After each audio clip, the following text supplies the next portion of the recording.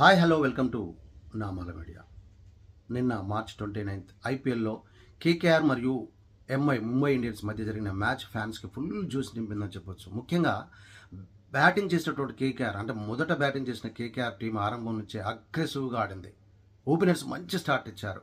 Power ప్లేలోనే వేగంగా runs సాధించారు. తర్వాత వచ్చిన బ్యాట్స్మెన్ కూడా అదే దూకుడుతో కొనసాగించారు. బౌండరీలు, సిక్సర్లతో స్కోర్ బోర్డు పరుగులు పెట్టించారు. ఎంఐ బౌలర్లు ఎంత ప్రయత్నించినా కేకేఆర్ బ్యాటింగ్ ముందు ఆగలేకపోయారని చెప్పొచ్చు. అలా 20 ఓవర్లలో కేకేఆర్ మంచి భారీ స్కోర్ను నమోదు చేసింది. మరి ఆ తర్వాత చేజింగ్కి వచ్చిన ఎంఐ టీం చాలా కాన్ఫిడెంట్గా కనిపించింది. కెప్టెన్ రోహిత్ శర్మ తన క్లాస్ చూపిస్తూ అద్భుతంగా ఆడారు. మరోవైపు రికెల్టన్ అగ్రెసివ్ గేమ్తో మ్యాచ్ను పూర్తిగా తమ వైపు తిప్పేసుకున్నాడు, అంటే ఎంఐ వైపు తిప్పేసుకున్నాడు. ఇద్దరు కలిసి కేకేఆర్ బౌలర్లపై ఒత్తిడి పెంచారు.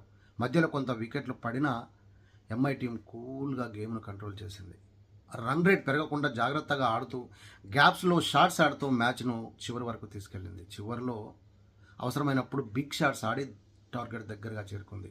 చివరకు 19.1 ఓవర్లలోనే ఎంఐ టీం టార్గెట్ను చేసి సుమారు 6 వికెట్ల తేడాతో అద్భుత విజయాన్ని చేజిక్కించుకుంది. ఈ మ్యాచ్లో చూసినట్టయితే ఎంఐ బ్యాటింగ్ పూర్తిగా హైలైట్ అయింది. రోహిత్ శర్మ అనుభవం, రికెల్టన్ అగ్రెసివ్ కలిసి కేకేఆర్కు అవకాశం ఇవ్వలే. మొత్తానికి ఇది ఎంఐ ఫ్యాన్స్కి ఫుల్ హ్యాపీ మూమెంట్ అని చెప్పుకోవచ్చు.